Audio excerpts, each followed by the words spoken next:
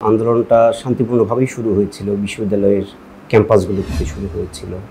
এরপর আন্দোলনটা একটা পর্যায়ে সহিংস হয়ে যায়। সহিংস হয়ে যাওয়ার পিছনে অনেকগুলো কারণ আছে, এটাকে নানান জনে নানানভাবে ব্যাখ্যা করতে পারেন। আমার দৃষ্টিতে কয়েকটি বিষয় মনে হয়েছে, সেটি হচ্ছে যে এই আন্দোলনটা যেহেতু আপনাদের মাথায় রাখা দরকার, এই আন্দোলনটা করছে শিক্ষার্থীদের যে বয়স ভীষণ আবেগপ্রবণ একটা বয়স, এবং এদের বিশ্বাসের জায়গাগুলো, এদের ভাবনার জায়গাগুলো খুব স্বচ্ছ হয়। ফলে এরা যেটা বিশ্বাস করে সেটা বলে ফেলে, এদের বলা এবং বিশ্বাসের মাঝে খুব বেশি পার্থক্য থাকে না। আমার কাছে যেটা মনে হয়েছে যে এই আন্দোলনটাকে সরকারের যেভাবে সফট হ্যান্ডে ডিল করবার কথা ছিল, সরকার সেই কাজটি করতে পারেনি, ব্যর্থ হয়েছে। আমরা যদি আমাদের ফ্যামিলিতে তাকাই, আমরা একটা ফ্যামিলির কাদের কথা সবচেয়ে মনোযোগ দিয়ে শুনি যে কোনো অবস্থায়। ফ্যামিলির ছোট সদস্য দেশে যারা ছোট, শিশু কিশোর, এদের কথা আমরা সবচেয়ে গুরুত্ব দিই, যে কোনো অবস্থা থেকে প্রায়োরিটি দিই। তাহলে দেশের সরকার যখন 18 কোটি মানুষকে নিয়ে কাজ করে, আমি তো মনে করি সেই সরকারের মূল প্রায়োরিটি থাকা উচিত এই শিক্ষার্থী যারা, তারা একটা পরিবারের ছোট সদস্য, যেমন একটা সরকারের দৃষ্টিতে শিক্ষার্থীরা সেই জায়গায় থাকা উচিত। ফলে যে কোনো অবস্থায় তাদেরকে ভালোবাসা দিয়ে সফটলি তাদেরকে হ্যান্ডেল করতে হবে। তাদেরকে আপনি ভয় দেখিয়ে, তাদেরকে আপনি হুমকি দিয়ে তো তাদেরকে আপনি কন্ট্রোল করতে পারবেন। আমার কাছে মনে হয়েছে এই জায়গাতে সরকারের পলিসি শুরু থেকেই বিভ্রান্তিমূলক ছিল। চীন থেকে মাননীয় প্রধানমন্ত্রী দেশে ফিরে আসার পর যে সংবাদ সম্মেলন, সেখানে 2-3 জন সাংবাদিকের প্রশ্ন আমি বলতে চাই, কারণ কথাগুলো আসলে আলোচনায় থাকা উচিত। সম্ভবত 1-2 জন বা 2-3 জন সাংবাদিকের পার্টিকুলার কিছু প্রশ্নকে কেন্দ্র করে এই আন্দোলনের বিষয়ে মাননীয় প্রধানমন্ত্রীর যে উত্তর, সেই উত্তরগুলো একজন প্রধানমন্ত্রী হিসেবে আমি মনে করি না যে সঠিক ছিল। সেখানে তিনি ছেলে মেয়েদের প্রতি যদি তার যে স্বভাবসুলভ যেভাবে তিনি সাধারণত কথা বলেন, তিনি যদি ছেলে মেয়েদেরকে আশ্বস্ত করতেন, শিক্ষার্থীদের প্রতি স্নেহ এবং ভালোবাসা নিয়ে কথা বলতেন, তাহলে কিন্তু বিষয়টা তেমন হতো না। মুক্তিযুদ্ধের ইতিহাস আমরা পড়াচ্ছি, আপনি জানেন, প্রত্যেকটা ইভেন প্রাইভেট বিশ্ববিদ্যালয়গুলো আমি ব্যক্তিগতভাবে মুক্তিযুদ্ধের ইতিহাস পড়াই। সেই মুক্তিযুদ্ধের ইতিহাসে মুক্তিযোদ্ধা এবং এর বিপরীতে রাজাকার, তাদের যে নেরেটিভস আমাদের ছেলেমেয়েরা জানে, সেই বিষয়েই যখন সরকারের পক্ষ থেকে ভুল বার্তা দেওয়া হয়, সেটি খুবই ক্ষতিকর হয়ে যায়। এখানে একটা বড় ভুল হয়ে গিয়েছে। আপনি যখন কোটার কথা এসেছে, তখন যদি মাননীয় প্রধানমন্ত্রী বলতেন যে হ্যাঁ, ছেলেমেয়েরা দাবি করছে, আমরা এটা দেখব, আমরা শীঘ্রই একটা কমিশন করে দিব, বা সরকারের উচ্চ পর্যায় থেকে বিষয়টি, কারণ বিষয়টি নতুন নয়, কিন্তু 18 সালেও এই কোটা বিরোধী আন্দোলন হয়েছে। আমি ব্যক্তিগতভাবে এই আন্দোলনের প্রতি সমর্থন দিয়েছি একজন শিক্ষক হিসেবে। কেন দিয়েছি? যে শিক্ষার্থীরা কিন্তু কোটা বাতিলের দাবি জানায়। 18 সালেও তারা কোটা সংস্কারের দাবি জানিয়েছিল, এই 2024 সালেও তারা কোটার সংস্কারের দাবি, এবং শেষ পর্যন্ত তারা কোটা সংস্কারের দাবি কিন্তু জানিয়েছে, কোটা বাতিলের দাবি জানায়। ছেলে মেয়েদের প্রতি এক ধরনের, আমি বলবো যে যেই অ্যাটিটিউড যেটা ছিল, সেটা অনেকটা পক্ষপাতমূলক ছিল। একটি দেশের নির্বাহী প্রধান কোনো বিষয়ে পক্ষভুক্ত হয়ে কথা বলতে পারেন না, তাকে একটা নিরপেক্ষ জায়গা থেকে বলতে হবে। এবং তিনি কোনো কিছুই ডাইরেক্টলি ইনভলভ হবেন কেন? কারণ কাজ তো করবে পলিসি। একজন প্রধানমন্ত্রী তিনি কথা বলবেন এমনভাবে যে হ্যাঁ, তার সরকার, তার পলিসি মেকার যারা, প্রশাসনে যারা আছেন, তারা বিষয়টা গুরুত্ব দিয়ে দেখবেন, আমরা বসবো, বিষয়টা ভাববো, এটা ভালো মন্দ বিষয়গুলো ভেবেই আমরা একটা যৌক্তিক সিদ্ধান্তে পৌঁছবো। রেসপন্সিবল যদি এরকম হতো, তাহলে খুব অনেকটাই প্রশমিত হতো। কিন্তু সেই জায়গায় আমার কাছে মনে হচ্ছে দূরদর্শিতার একটা অভাব ছিল, খুব বেড়েছে। এরপরে আপনি দেখবেন যে দায়িত্বশীল একজন মন্ত্রী একটি ছাত্র সংগঠনকে এই আন্দোলন দমন করার জন্য অনেকটা ইঙ্গিত দিয়েছিলেন, সেটাও কিন্তু এই সহিংসতার জন্য দায়ী। এবং এরপরে কিন্তু সহিংসতা ছড়িয়েছে, প্রথমত ছিল ঢাকা বিশ্ববিদ্যালয়, এরপর আপনারা জানেন এরপরে কিন্তু জাহাঙ্গীরনগর বিশ্ববিদ্যালয় সেটা ছড়িয়ে পড়ে। এবং জাহাঙ্গীরনগর বিশ্ববিদ্যালয় কী হচ্ছে আপনারা সবাই জানেন। জাহাঙ্গীরনগর বিশ্ববিদ্যালয় কিন্তু এই আন্দোলনের একটা গুরুত্বপূর্ণ জায়গা দখল করে আছে, কারণ সেই 16 তারিখ রাতে জাহাঙ্গীরনগর বিশ্ববিদ্যালয় বিকেলে যেই আপনার ধাওয়া পাল্টা দেওয়া হয়েছে, কিছু আহত হয়েছে, সেটাকে কেন্দ্র করে সন্ধ্যার পরে জাহাঙ্গীরনগর বিশ্ববিদ্যালয়ের আন্দোলনরত অন্তত 200-300 শিক্ষার্থী ভিসির বাড়ির সামনে গিয়ে তারা নিরাপত্তা চেয়েছিল। এবং জাহাঙ্গীরনগর বিশ্ববিদ্যালয়ের প্রশাসন সেই নিরাপত্তা দিতে হয় ব্যর্থ হয়েছে। আমি গিয়ে সরাসরি ভিসি মহোদয়ের সাথে কথা বলেছি, প্রভিসি, ভিসি এবং প্রক্টর, তাদের সাথে আমার দীর্ঘক্ষণ কথা হয়েছে। আমি চেষ্টা করেছি এবং কোথায় যেন কিসের ঘাটতি ছিল, শেষ পর্যন্ত কিন্তু সেই নিরাপত্তাটা আমাদের ছেলেমেয়েরা পায়নি। একটা বিশ্ববিদ্যালয়ের ভিসির বাসভবনের ভিতরে শিক্ষার্থীদের উপর বহিরাগতরা এসে হামলা চালিয়েছে এবং সেখানে জাহাঙ্গীরনগর বিশ্ববিদ্যালয়ের ভিসি এবং তার প্রশাসন অনেকটা নীরব দর্শকের ভূমিকা পালন করেছে। এইটা কিন্তু সহিংসতাকে ছড়িয়ে দেওয়ার পেছনে এটা একটা বড় কারণ। এটাকে অ্যাড্রেস করতে হবে। জাহাঙ্গীরনগরের ওই দিন রাতের যে বহিরাগতদের হামলা, ওই ঘটনাটাকে একবারে শুধুমাত্র জাহাঙ্গীরনগর মাঝে রাখলে চলবে না। আপনি যদি পুরো সংকটটা নিয়ে আলোচনা করেন, একই সাথে জাহাঙ্গীরনগর বিশ্ববিদ্যালয় এবং ঢাকা বিশ্ববিদ্যালয়, আপনাদের বুঝতে হবে যে বাংলাদেশের সবচেয়ে বড় শিক্ষা প্রতিষ্ঠান ঢাকা বিশ্ববিদ্যালয়, এরপর জাহাঙ্গীরনগর বিশ্ববিদ্যালয়। এই দুটি শিক্ষা প্রতিষ্ঠানে কারা পড়ে? সারা দেশের সাধারণ মানুষের সন্তানরা পড়ে। সুতরাং ঢাকা বিশ্ববিদ্যালয়, জাহাঙ্গীরনগর বিশ্ববিদ্যালয়কে সরকার যখন ব্ল্যাকআউট করে দিয়ে এখানে শিক্ষার্থীদের উপর নির্যাতন করবে, পুলিশি নির্যাতন চলবে বা কোনো ছাত্র সংগঠন নির্যাতন করবে, তখন সারা দেশের মানুষ কনসার্ন হবে না, উদ্বিগ্ন হবে না, এটা ভাববার কোনো কারণ নেই। এখানে সরকারের একটা বড় ভুল ছিল। এত বড় ঘটনা, এত প্রাণহানি, এত সহিংসতা, সরকারের কোনো পর্যায়ে কি কেউ কোনো দায় দায়িত্ব স্বীকার করেছে? দায় দায়িত্ব স্বীকার করতে হবে। আপনাকে এই মানসিকতা চেঞ্জ করতে হবে।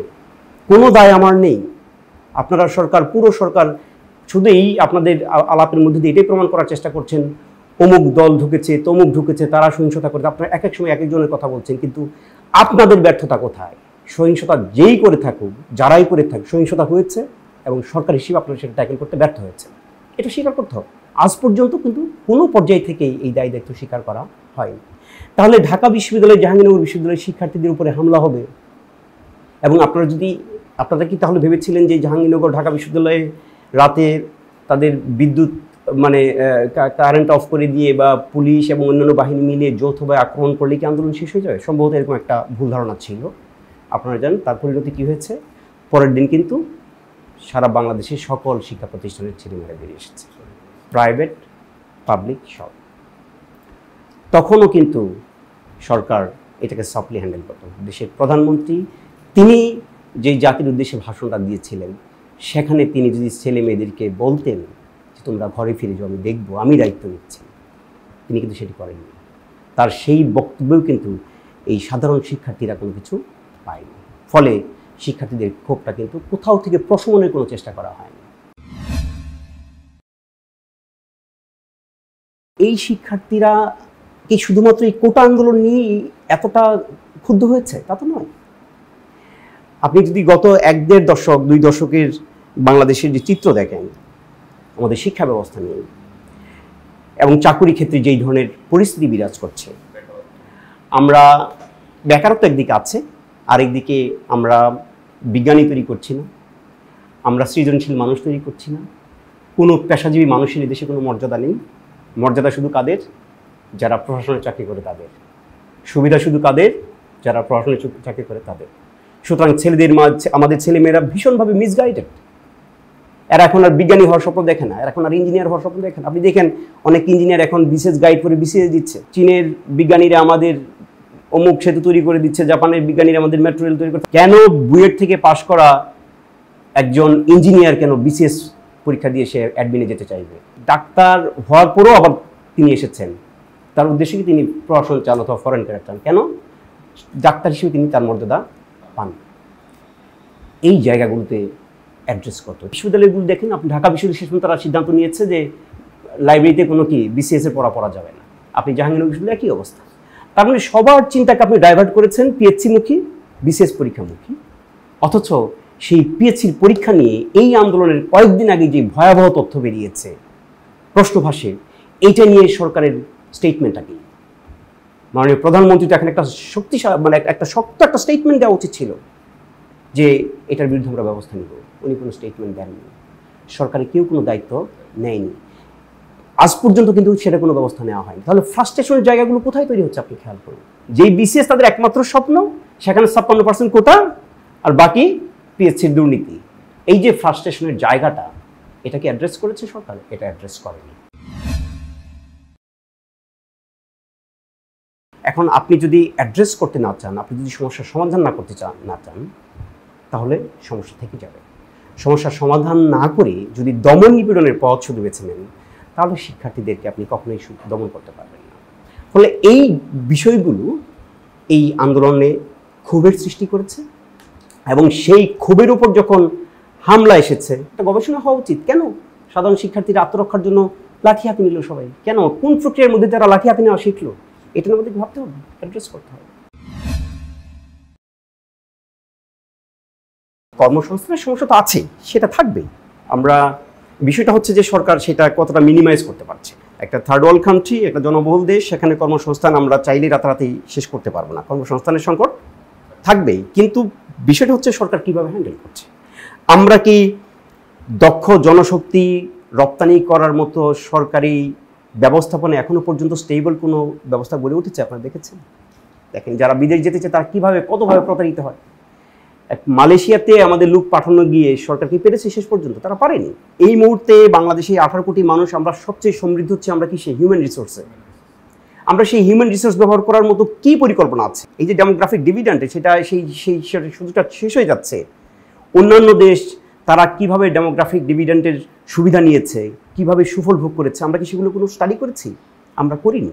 গ্রাম পর্যায়ে শিক্ষার্থীদেরকে পড়ার টেবিল থেকে, ক্লাসরুম থেকে এত বেশি রাজনীতিমুখী করা হয়েছে।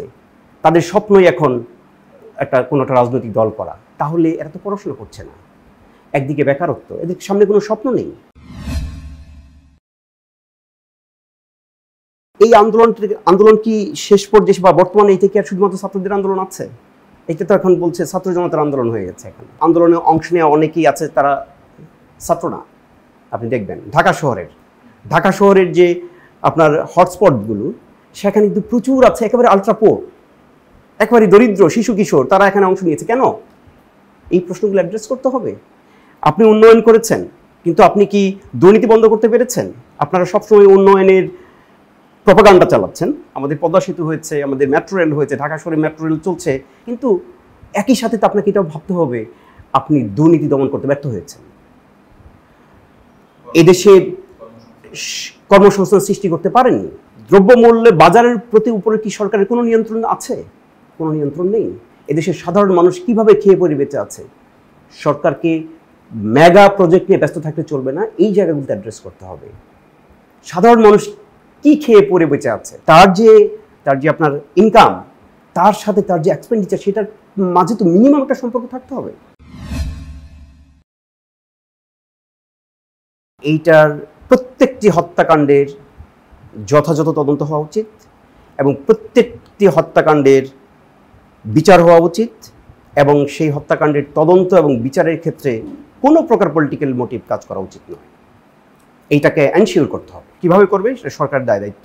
সরকার চাইলে পারবে, এটা ডিপেন্ড করছে সরকারের সদিচ্ছার উপরে। এখন যে পরিস্থিতি তৈরি হয়েছে, এখনও পর্যন্ত সরকারের সেই সদিচ্ছা দৃশ্যমান হয়নি। এইটা নিয়ে তদন্তের একটা স্বাধীন কমিশন হতে পারে, কিন্তু কমিশন গঠন করেছেন, তার আগে তো আপনাকে আস্থা ফেরাতে হবে। এই কমিশনের প্রতি তো মানুষের আস্থাটা প্রতিষ্ঠা করতে হবে। আপনি যদি অনাস্থার মধ্য দিয়ে কমিশন তৈরি করেন, তাহলে মানুষ তো আস্থাই নেবে না। ফলে সেই আস্থা প্রতিষ্ঠা করাটা জরুরি হয়ে গেছে। একটি স্বাধীন দেশে এটি গ্রহণযোগ্য নয়, এটি কোনোভাবেই গ্রহণযোগ্য নয়। যদি আমরা দাবিও করি দেশে গণতান্ত্রিক বিধি ব্যবস্থা আছে, যদি দাবি করি, তাহলে আপনি গণগ্রেপ্তার কিভাবে আপনি মেনে নেবেন? সরকার দাবি করে যে আমরা গণতান্ত্রিক সরকার। একটি গণতান্ত্রিক দেশে, একটি গণতান্ত্রিক বিধি ব্যবস্থায় কিভাবে গণগ্রেফতার হয়? আপনারা দেখেছেন জাহাঙ্গীরনগর বিশ্ববিদ্যালয়ের একজন ছাত্র, যে জাহাঙ্গীরনগর বিশ্ববিদ্যালয়ের কোটা আন্দোলন নিয়ে সে সংগঠক, এখানকার সমন্বয়, তাকে তুলে নিয়ে যাওয়া হলো কোনো কদ ছাড়া। আরও 6 জনকে নেওয়া হয়েছে, এবং সবচেয়ে ভয়াবহ যেটা হচ্ছে যে তুলে নিয়ে যাচ্ছে, সাদা পোশাকের মানুষদের তুলে নিয়ে যাচ্ছে পরিচয়। তারা কি সত্যিকারই কোনো এজেন্সির লোক? তারা কি এনএসআই? তারা কি ডিবি? সেটা তো পরিবার বুঝতে পারছে না। কারণ এই সময় তো যে কেউ তো আপনার দুষ্কৃতিকারী যারা, তারাও তো এসে বলতে পারে আমি ডিবির লোক, তুলে নিয়ে যাচ্ছি। এই যে ভয়াবহ একটা আতঙ্কের পরিবেশ তৈরি করা হয়েছে, এটা immediately it should be stopped. এটা এখনই বন্ধ করতে হবে, এবং গণগ্রেপ্তার বন্ধ করতে হবে। আপনি মামলা রুজু করুন, মামলা করে তদন্ত করার মধ্য দিয়ে যারাই এই অগ্নিসংযোগের সাথে জড়িত তাদেরকে খুঁজে বের করে দেশের মানুষ সেটা সবাই সেটা চাইবে। যারা সেতু ভবনে আগুন দিয়েছে, যারা মেট্রো রেল পুড়িয়েছে, তাদের বিচার চাইবে না, এটা তো হতে পারে না। কিন্তু এই মামলা, এই ঘটনাকে কেন্দ্র করে আপনি সাধারণ শিক্ষার্থী যারা কোটা সংস্কারের আন্দোলনের সাথে যুক্ত হয়েছে তাদেরকে আপনি গণগ্রেফতার করছেন। It should be stopped. এটা বন্ধ করতে হবে। শিক্ষায়তনগুলোতে একটা অচল অবস্থা চলছে, আমাদের জন্য খুবই দুঃখজনক। শিক্ষার প্রত্যেকটি পর্যায়ে এক ধরনের অচল অবস্থা এবং অস্থিরতা চলছে।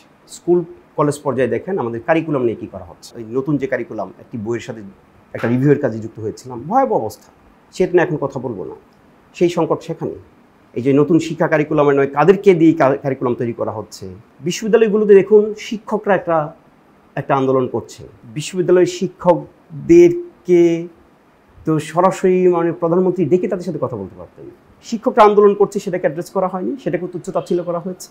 এরপরে আসলো আপনার এই যে কোটা সংস্কার আন্দোলনকে কেন্দ্র করে সবগুলো শিক্ষা প্রতিষ্ঠান গত 1-1.5 মাস ধরে বন্ধ আছে। আপনি ভাবতে পারছেন যে এটা কত বড় ক্ষতি। আমি যেটা মনে করি সেটি হচ্ছে এটাও অ্যাগেইন সরকারের দায়িত্ব একটা শান্তিপূর্ণ পরিবেশ সৃষ্টি করা, আস্থা ফিরিয়ে আনা, জনগণের আস্থা ফিরিয়ে নিয়ে আসা, শিক্ষক শিক্ষার্থীদের আস্থা ফিরিয়ে নিয়ে এসে যত দ্রুত সম্ভব শিক্ষা প্রতিষ্ঠানগুলো খুলে দিতে হবে। দেশের স্বাভাবিক পরিস্থিতি প্রতিষ্ঠা করতে পারবেন না। শিক্ষা প্রতিষ্ঠান খুলে দিতে হবে, আলাপ আলোচনার দ্বার খুলে দিতে হবে, আস্থার পরিবেশ সৃষ্টি করতে হবে, তাহলে সব কিছু স্বাভাবিক হবে।